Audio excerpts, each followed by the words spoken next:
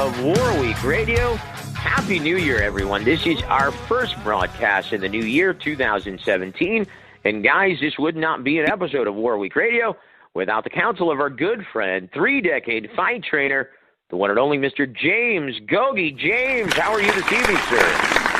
Hey, doing great, Joe. Doing great. We had took a little break, you needed that sometimes, Sometimes, we went, 5 years straight, nonstop. So it's good to take a month off to get recharged and get ready for the new year. A lot of great fights coming up in the boxing world, and the one we're going to talk about tonight, pretty much caught everybody off guard, and I think it's going to be one of the big events boxing needs to get back on the mainstream, road to success. Yeah, to the dismay of the diehard fight fans, guys, this will prove to be a historic showdown. That should be one of the biggest fights in the history of Mexico's boxing lineage. Guys, you're going to see two-division world champion Canelo Alvarez, and he's going to take on, be still my heart, Gogue, the former WBC middleweight champion Julio Cesar Chavez Jr. on Cinco de Mayo weekend, slated for Saturday, May 6th, scheduled for 12 rounds at a catchweight of 164.5 pounds, and it's going to be distributed live on HBO pay-per-view. Gogue, several things to touch on when regarding this. Obviously, fight fans, and the reason why I talked about to the dismay of the diehard fight fans, they've been clamoring for one fight and one fight only when Canelo's name is mentioned, and that's Gennady Golovkin, right? So, and their biggest gripe, and they're already banging the drum, calling Canelo Alvarez and Golden Boy Promotions a bunch of hypocrites, right? As soon as the deal was reached, which was announced just yesterday, right? Everyone started calling him a bunch of hypocrites. So here is Canelo wanting a catchweight of 155 pounds to fight Gennady Golovkin. Now he's moving past the middleweight division and competing as a super middleweight for this fight. What are your thoughts on this, Gogue? You know what, Joe? I've been, last year especially, I went on a warpath on Canelo, oh, sweetie pie, after he, knocked out Amir Khan. Everybody's been, begging for that fight. The demand for that fight's been high with him and Triple G, Gennady Golovkin. Mm-hmm. He invites Golovkin in the ring and starts talking all that shit. I'm from Mexico. We don't F around. Then, I'll fight you anytime. I'll fight you right now. Well, then a week later, oh, sweetie pie, says, the hell with that. I don't want to fight you. You could have my belt.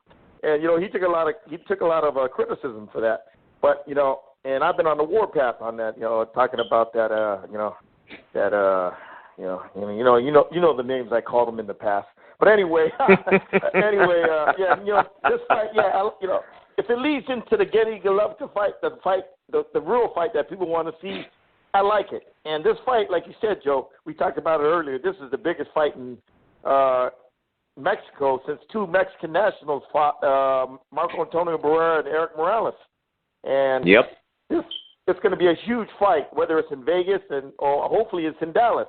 Now, if it's in Dallas, I can see this fight doing 75,000 because of the fact the last time Canelo fought there, he did over 53 fighting that guy from England that nobody knew about. If he William Smith, Chavez over right. there, oh my God! And Joe, this is the kind of fight boxing needs to get back into that mainstream because right now, boy, it's hurting. Indeed, Gogue. And just to give you an idea, right, the most lucrative fight in America, right, in 2016 was Alvarez versus Khan, generating a revenue of $27 million, $27.7 million, right? If they hold this in the Jerry Dome, how much do you see Golden Boy Promotions generating and Zanfer Promotions generating for this event? Will it double? Will it double that amount? You got two Mexican nationals. What's driving boxing in America right now is the Mexicans, okay? Mexican Americans and Mexican nationals. Oh, they're going to support this fight. Plus, Joe, the boxing diehard boxing fans, plus,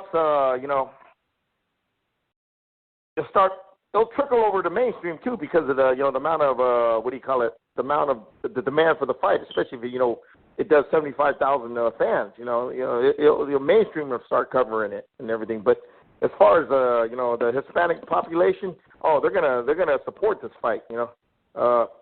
Especially two Mexican nationals fighting. The most popular. I don't know if he's the most popular. He's probably the face of boxing in Mexico right now is Canelo, and the prima donna, the son of the great legend, El Grande Campeón Mundial. Is that how you call it, Joe? Julio Cesar Chavez Jr. Oh, hey, Joe, boy. Hey, Joe. They had to make this fight because the older Chavez is getting, you don't know when it's going to be his last fight, so they had to make this fight happen, and I'm glad it's happening, and I just hope it's in Dallas where they pack the place, 60, 75, 80,000, and it starts building that buzz in boxing again, that a sport I love so dearly, and I lost a lot of my enthusiasm last year because of all the shit that went down and all the crap, Al Heyman, the biggest, pile of shit that's come into boxing in the last 30 years. He's ruined it the last couple of years, Joe. He's ruined it. And we'll talk about that. Anyway. Yeah, we'll talk about it a little bit later on in the program. But, Julio Cesar Chavez Jr. fought one time in 2016 since getting stopped by Andrew Fonfara in 2015. And that was against Mr. Dominic Britch on December 10th in Monterrey, Mexico. And, I mean, he looked to be in very, very good shape, though, being trained by his uncle, correct? Yeah, Adolfo. I can't remember his name, man. I met them guys when they came and trained. When Julio was coming up, he was training. He was in the 6th round stage. They trained in my gym. I think it's Adolfo. Yeah, I can't remember. Well, he won a 10-round UD. Gogue, first of all, how did he look? Considering the layoff, how motivated did he look? What kind of shape did he look to be in? And is he going to be ready for Canelo Alvarez? Is he going to be ready to compete at that level at 164.5 pounds? And that's another issue that we're going to get into, the weight. Because there is a stipulation of coming in overweight, because Chavez Jr. obviously religiously he likes to come in a little heavy. Well, there's a stipulation in the contract that he is going to have to pay $1 million for every pound that he comes in overweight. That's just one issue. Who's going to train him? Is he going to be in shape? And is he ready to compete at the same level as against a Canelo Alvarez? There's a basket full of issues here, Gogue. So first things first, is this his golden parachute? Can he compete against someone of the ilk of Canelo Alvarez? Just his size, Joe, and his solid chin, he'll be able to take a lot of punishment in there. But as far as skills, athleticism, and talent are, by far, you got to go with Canelo on that. But, just his sheer size, and, Memo Heredia will get him in great shape. And Memo Heredia will feed him them great protein shakes that gives his fighters just awesome strength that people never seen before in the history of mankind. So he'll be all right. Oh, my goodness. You know what, Gogue? If this version of Chavez Jr., if this is the version who fought against Andy Lee, right, in El Paso several years ago, if that guy actually faced Canelo Alvarez, I would really be looking forward to this fight and say that this is going to be competitive at the very least for at least 5-6 rounds. Especially if but looking at the style matchup, looking how sharp Canelo has appeared to be in his last several outings, stopping Amir Khan in vicious, brutal fashion, stopping Liam Smith with a body shot ultimately, flooring him several times. And then you look at someone who's been largely inactive. Gogue, this doesn't look good. And the style matchup appears to really favor the explosive pocket counterpuncher in Canelo Alvarez. Yeah, if you had to create a betting line, because I'm looking online right now and I don't see any odds yet posted from many sports books, even though this deal is official. Gogue, where would you set the odds if you were a handicapper? Anywhere from 5 to 7 to 1. That sounds reasonable. Do you really think it's going to be that competitive, 5 or 7 to 1? Joe, they got to make money. Okay, they don't want to bet it too high. All right.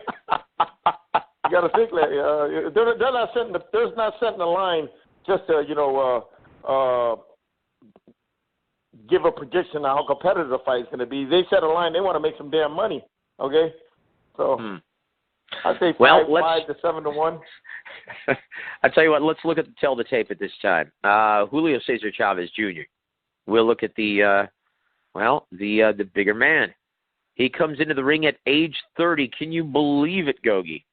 The kid he's 30? is 30 years old now. Yes. That's why they made this fight, Joe. And he's going to be 31 when he steps in the ring on May 6th, right? He fights out of the orthodox stance. He stands 6'1" tall in the center of the ring. He fights behind a 73-inch reach from Sinaloa, Mexico. He's going to come into the ring with a record of 50 wins, 2 losses, 1 draw, 32 big wins coming by way of knockout. And once again, his only 2 losses on his professional record were a decision loss in which he put forth a gallant effort and a very dramatic 12th round charge against former middleweight champion Sergio Maravilla Martinez, and then getting knocked out against Andrew Fonfara back in April of 2015. Gogue, tell us what are the obvious strengths and weaknesses of Mr. Chavez Jr.? He's got a great last name. His dad. All right. All right. He's got a good chin. He's big, and he's going to be bigger than. He's going to be bigger. He's going to be bigger and heavier than Canelo, so he'll be able to take the punishment Canelo's going to give him. That's it.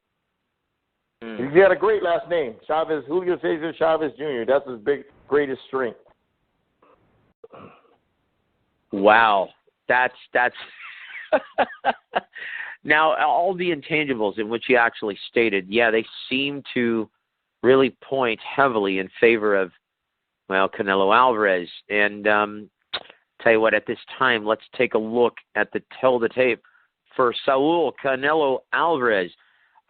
He is going to come into the ring at age 26, Gogue. He fights out of the orthodox stance, stands 5'9" tall. Yeah, right, if he's actually wearing platform shoes. He fights behind a reach. He fights behind a 70-inch reach from Jalisco, Mexico. He comes into the ring with a record of 48 wins, 1 loss, 1 draw, with 34 big wins coming by way of knockout. His lone loss coming at the hands of Floyd Money Mayweather. Gogue, looking at the intangibles, where does Canelo have the greatest advantage, and what are Canelo's strengths and weaknesses going into this fight? Talent and skills, bottom line. Advantage on speed, advantage on counter-punching, those better, more proficient combinations to the head and body, head, with what do you call it? Razor sharp precision, Joe. He throws them combinations. What else? Smart and intelligent, good defensive skills, a good chameleon, knows how to adapt to every situation. This type of style that Chavez has, who's going to come, try to, use his size and ground and pound on him like he did against Andy Lee, is made for Canelo, boy. It's made for his, like you said, his pocket counterpunching style. So just overall, man, the overall skill sets of Canelo, his hand speed, his counter-punching ability, his creative combination punching with precision, like accuracy, just everything, Joe. Yeah, he's got the, he has the edge on Julio. But Julio, he's going to be strong. He'll be, he'll be strong. He'll be in condition because Memo's, get him in shape. He'll be probably the bigger guy when after he rehydrates himself after the weigh, he'll come in there strong. But me personally, Joe, he's tailor made for Julio. I mean, he's tailor made for Canelo. So it's just, but what will make him competitive is the kid got a good chin and he's got good size. He's got good size. He'll be a bigger, heavier punching bag for Canelo to hit that night, and that will give him the ability only to take just more punishment. That's all. Now, you've noticed this in the past, and this was evident against Liam Smith, right, where Canelo likes to take breaks during the round because he combines – it goes back to the Emmanuel Stewart triangle, right? If you combine speed with power, you ultimately sacrifice punch volume, right, which Canelo often does. Is that the only chance Chavez Jr. has in winning this fight? To take advantage of those lulls in action. That's it. He's got to fight the type of fight like his dad fought when he fought Edwin Chapo Rosario. Just constant ground and pound, short, sharp, crisp combinations to the body and head. Just use that, his physical, his superior size, his weight advantage he's going to have, and just, ground and pound on Canelo and everything. Because if he thinks he's going to go out there and be Mr. Cutie Pie and try to box Canelo range, it ain't going to work, man. Okay, it ain't gonna work. Canelo will walk him down. Canelo will counter over his jab with the fast, sharp counter right hand. He'll throw like he did Amir Khan. It ain't gonna work, man. It ain't gonna be effective. The box. I think they have a big size advantage and just box and move and outpoint Canelo, and everything. But to me, that ain't gonna be enough. I think he's gonna have to utilize that ground and pound game in the trenches like his dad did when he fought Edwin Chapo Rosario, with just beautiful, short, sharp, crisp combinations to the body, head and body. You know what I mean? And Chavez Jr. could do it too when he's in shape and when he's prepared correctly and everything. Okay, he could do the same stuff his dad, not as proficiently, not as talented or skill wise, but same basic fundamentals. Though, okay, he could do it, and I really believe. If he works on the inside, especially when the old sweetie pie takes a break, the sharp combinations, the short hooks, right and left, the uppercuts, the body shots, and just keep grounding and pounding on Canelo and everything, and don't let him take breaks. Yeah, because sweetie pie, Canelo, he loves to take them little quinceañera breaks, between between rounds sometimes. Okay, he'll take a little break and everything, a breather. Like, man, what the hell's going on, man? You just had a great round. Continue. That consistency of Canelo to put round after round after round after round. His consistency to put a good round after good round after good round after good round. I hardly see it in his fights and everything. Okay, but that's because if he tries to box Canelo, man, he's gonna see all that stuff, man. He's got great reflexes, good eyes. And he's gonna use his great upper body movement and make Chavez miss with all that stuff and everything. That ain't gonna work. What's gonna work is that ground and pound, okay, inside the trenches and everything. And Canelo, that's where he wants him at, and hey, he'll make a great fight, And Indeed. So Oscar De La Hoya, when this fight was first announced, well, this is what he had to say about it. Quote, "Boxing has been searching for a fight to draw the casual fan back to our sport. And Canelo versus Chavez Jr. is just that fight. Canelo is the biggest star in boxing. He's going to take on not only a former world champion in Julio Jr., but the son of the biggest star in the history of boxing in Mexico." End quote. Gogue, is this going to be that fight? Joe, I haven't seen a big fight like this that potentially could be a big fight, especially if you put it like in Dallas, where Canelo's hot over there. Man, geez, man, it's going to be a lot bigger than that Barrera and Morales fight. So that fight was smoking hot. So two things, though, Gogue. Two things to consider. The fact that Canelo Alvarez, well, is seemingly, well, he's not fighting Golovkin. He hasn't fought Golovkin. That's the fight that the diehard fight fans really want to see the most. Couple that with, well, the stature, the current stature of Julio Cesar Chavez Jr. He's not exactly in the prime of his career, and he's not exactly the most popular fighter in Mexico at this time. Is this going to boom or bust on May 6th on pay-per-view, on HBO pay-per-view, Gogue? Joe, what does it say? Cinco de Mayo is the hottest day to do pay-per-view because Hispanics, whoever fights, they're going to support it. It's going to boom. Everybody in Mexico, the press especially, are going to be talking about this fight. In the country of Mexico, Mexican TV, who buys it, they're going to have to pay, like you said, they're going to have to pay an arm and a leg to get that fight over there. The sponsors involved, they're going to be they're going to have to pay a lot. Joe, the revenue streams that are going to be coming into this fight are going to be high. Okay, so even though Chavez, but hey Joe, like I said, his greatest asset is his name, Julio Cesar Chavez Jr. Okay, and the dad's going to be behind him, pumping it up. Hey, that's his dad. A dad's always going to support his son and everything, no matter how many times his son has pissed his dad off. He's still going to be there. You know what I mean? But anyway, Joe.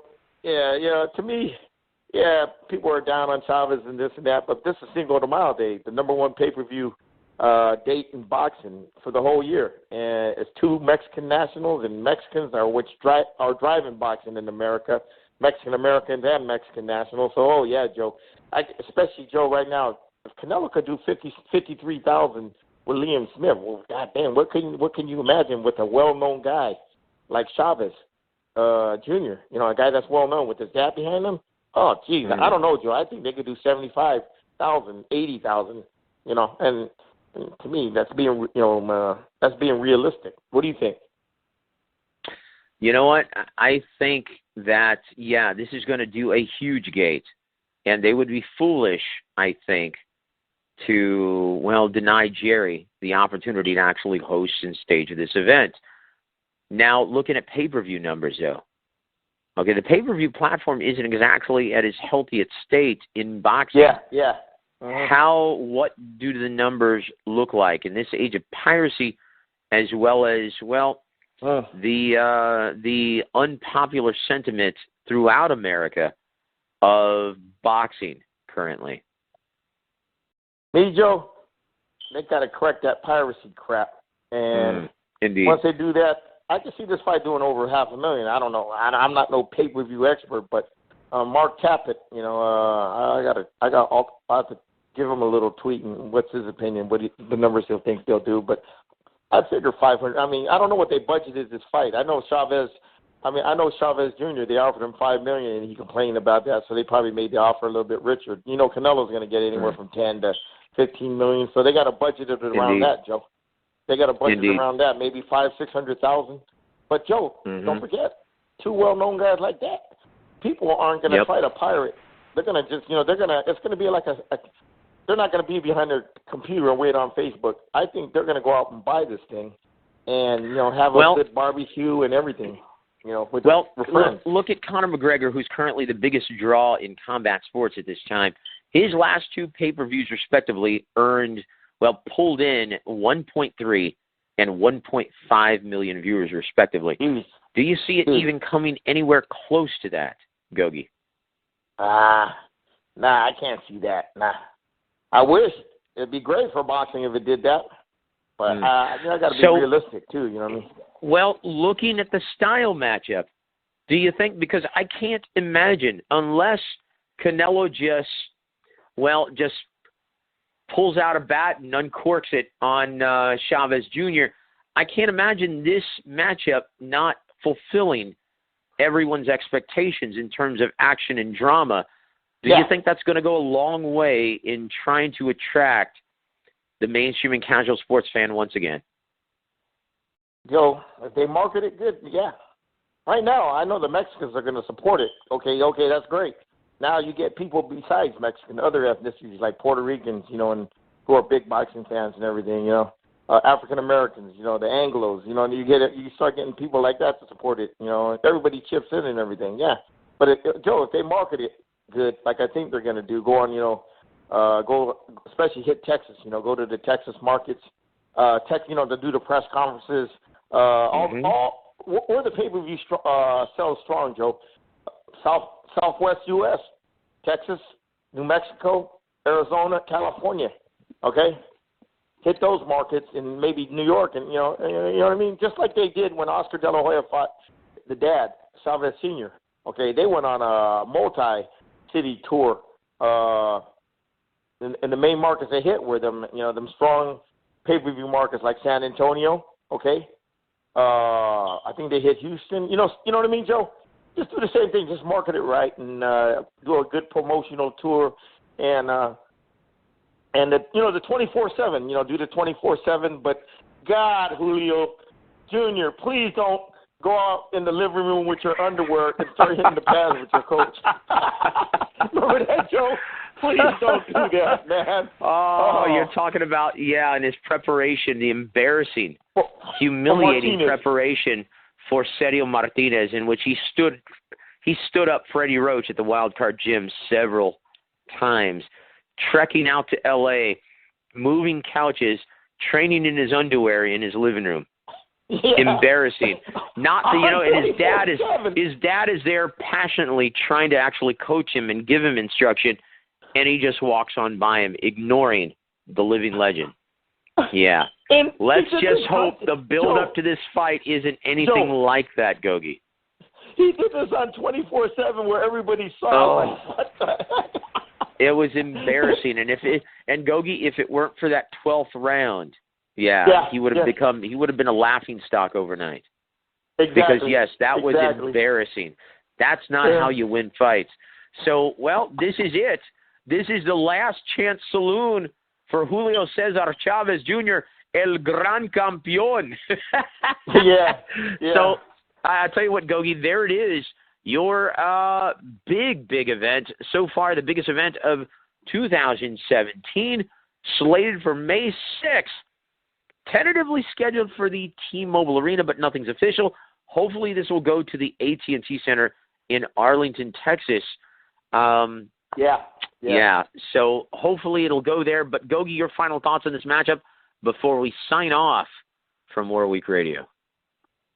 Hopefully, Joe, it's over there in Dallas because, man, I love this sport so much, but the way the powers in boxing have screwed this sport up the last couple of years, particularly Al Heyman, man, it needs a fight like this to get it back on the right track to being popular again, mainstream and everything. Mm-hmm. And I just hope, but in order to be mainstream, if you get to do a crowd of like 75,000, 80,000 people, oh my God, you know what I mean? Hey, a big steroid boost to boxing, okay? Guys, and there you have it. I'm your host, Joseph Herron. And guys, we've been listening to the expertise of Mr. James Gogue. Guys, you've been listening to Warweek Radio, our first show of 2017. Guys, we're going to be frequenting the air, going live once again next week. So tune in to our YouTube channel, subscribe, and thanks for listening to Warweek Radio. Have a good evening, everybody.